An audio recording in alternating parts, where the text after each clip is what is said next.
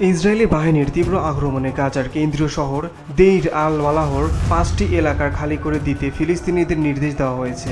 একই সঙ্গে ইসরায়েলের প্রধানমন্ত্রী বেনিয়ামিন নেতানিয়াহু ওই অঞ্চল থেকে চালানো রকেট হামলার জবাবে কঠোর প্রতিক্রিয়া জানানোর প্রতিশ্রুতি দিয়েছেন।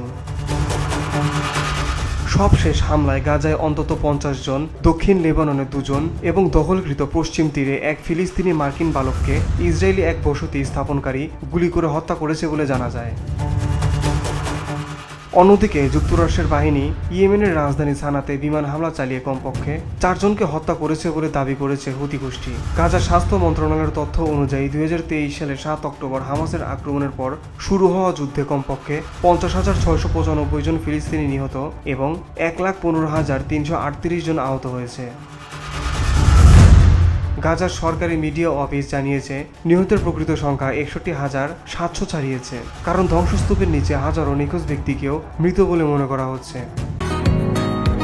বসুন্ধরা, উত্তরা, বনশ্রী, কুড়িল ও বাড্ডা সহ রাজধানীর বিভিন্ন স্থানে অভিজাত ও অত্যাধুনিক মানের ফ্ল্যাট কেনার এক নির্ভরযোগ্য প্রতিষ্ঠান প্লেজেন্ট প্রপার্টিজ লিমিটেড।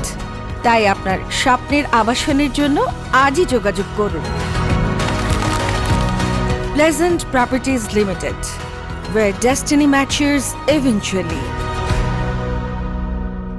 প্রসঙ্গত 2023 সালের 7 অক্টোবর হামাসের হামলায় ইসরায়েলে 1,139 জন নিহত হন এবং 200 জনের বেশিকে জিম্মি করে নিয়ে যাওয়া হয়। Beauty Bangla news desk.